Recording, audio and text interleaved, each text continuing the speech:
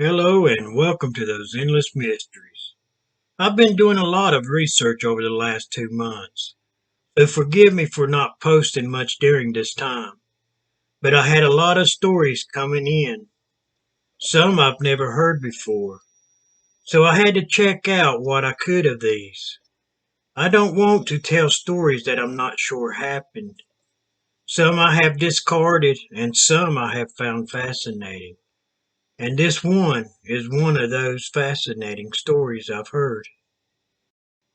A news story of the French Broad River Siren. A story from 2015 on the outskirts of Asheville, North Carolina.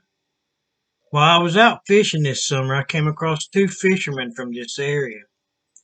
As we started talking, it became clear that they had a paranormal story of their own to tell. This was a strange and scary sighting of the French Broad River Siren, which I had never heard of until about 7 months ago. So once they started telling me their story, I really listened and asked many questions of them. So I'm going to tell each of their stories as they experienced it. I'm going to start with Ken's story of what happened.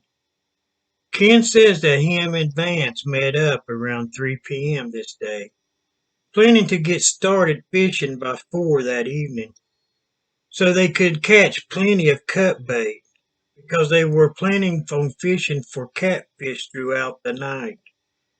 With everything going great, they had plenty of cut bait for the night, and the night was already off to a good start, with them having 4 nice cats in the cooler.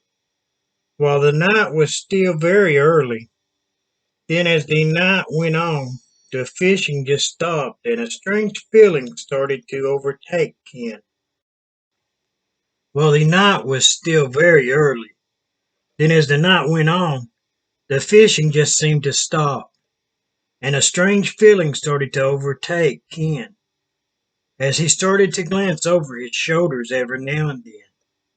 He said that he never said anything to Vance about this feeling that he was getting. It was like they were being watched, Ken said, but he couldn't tell where or why he had this feeling. After feeling like this for about 20 to 30 minutes, then Ken said Vance turned to him and asked if he was getting a weird feeling as well. This is when Ken told Vance yes, that he was feeling like someone or something was watching them. At this time, Vance came back and said that he was very uneasy for some reason, but just couldn't put his finger on why he was getting these strange feelings. So at this time, they both decided to walk around the area. As they were looking the area over, neither of them saw anything out of the ordinary. So Ken said they decided to get back fishing. About 10 minutes after getting back fishing, Ken said he got another strange feeling. Then before he knew it, he was right on the edge of the riverbank, looking out over the water. This is when he said that he saw a glimmer of light in the water. At first he thought it might be the moon shining off of the water, but it was very overcast that night now thinking back, Ken said. As Ken turned around to ask Vance if he could see the strange looking light in the water, he noticed Vance up and standing right by him. What is that? Vance said. Ken told him that he didn't know, but it was strange, he said. Then Ken said that the next thing he knew, there was what looked to him as a young and pretty girl out in the water. At this point, Ken said that he thought the girl said something like, "Nice night." Then he said him and Vance answered back, "Yes, it is," to her at the same time. Then it got even stranger, he said, as they kept talking with this young lady. Then Ken said the girl asked him and Vance to come swimming with them. He said that Vance and himself said sure. Then as they took off their shoes and pants, Ken said that he lost eye contact with the girl. At this time, he said to himself that this must be a dream. Then, as Ken turned back around and looked at the girl, it wasn't a girl anymore, but something that he has never seen before. It looked to be a monster, he said. It truly scared me, Ken said. It wasn't human or any kind of fish he had ever seen or heard about. It truly looked deformed for sure, he said. Then he said he turned back to Vance and grabbed his arm as he was getting ready to jump into the water. He said he screamed at Vance and he grabbed him. No, don't jump, Vance.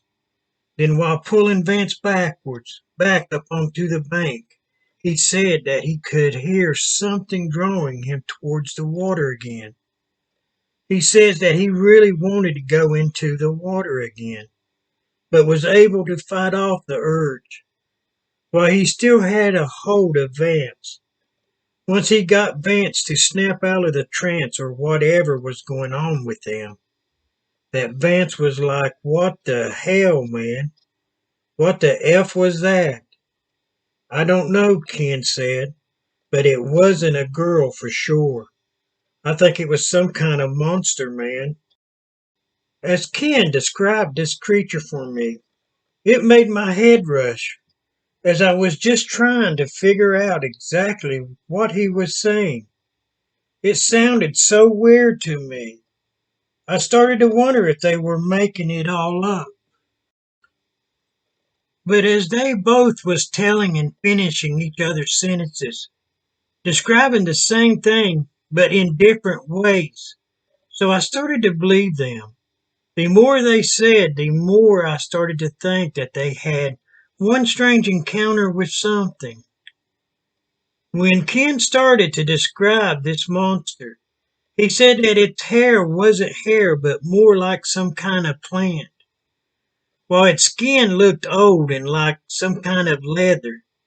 It also had solid black eyes, from what he said, with wrinkles all over its face and shoulders. Now, he also said that when it went back down, he saw a large tail, but it wasn't like a fish's tail. It was shaped like a triangle. At least that's how he described it to me. So you can see why I didn't know what to think about this sighting as it was being told to me. Vance's story is a little different in some ways, but everyone sees something different. No two people will always notice the same things. So now for Vance's story. Vince said the day started off great. They had caught plenty of cut bait for the evening and was hoping for a good night of catfishing. After the sun started going down, he said that they switched from night crawlers to cut bait, and within an hour they had started catching what they were after. Then within an hour or two it just went dead. They just stopped getting bites. While sitting there, Vance says he started not feeling right. He wasn't for sure what was going on. After about 10 minutes or so, Vance said he saw Ken looking back into the woods over his shoulders. Then, about 20 minutes into this feeling, he turned to Ken. Then he said he asked Ken if he had a strange feeling also. While Ken said yes, then Vance described how they both got up and looked around them. Vance said he walked about halfway back up to the truck, trying to see if anyone was hanging around. Once they had made their way around the area, he just tried to put it out of his head. So he settled down and started fishing again. After sitting there for what seemed like a very long time, a strange feeling came over him, he said. Then he looked up and Ken was getting up as well.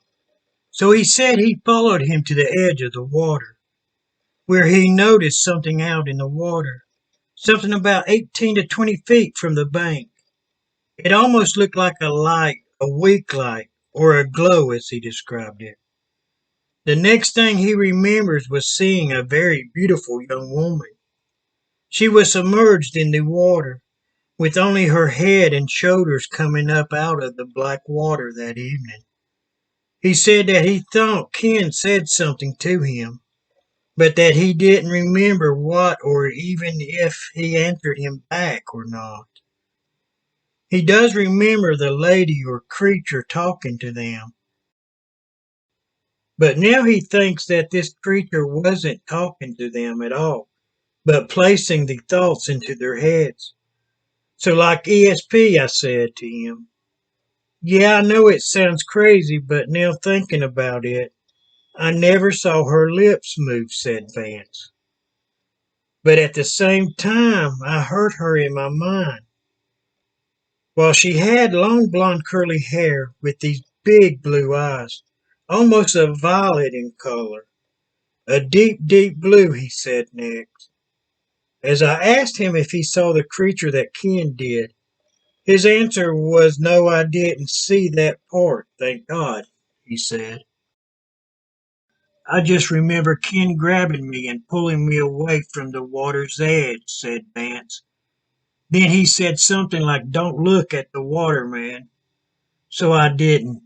We ran at that time straight to the truck. We left everything behind, he said. Our poles, holders, lanterns, and chairs. Everything was left behind. It was strange as hell, Vance said. I've never heard of anything like we saw and experienced that night.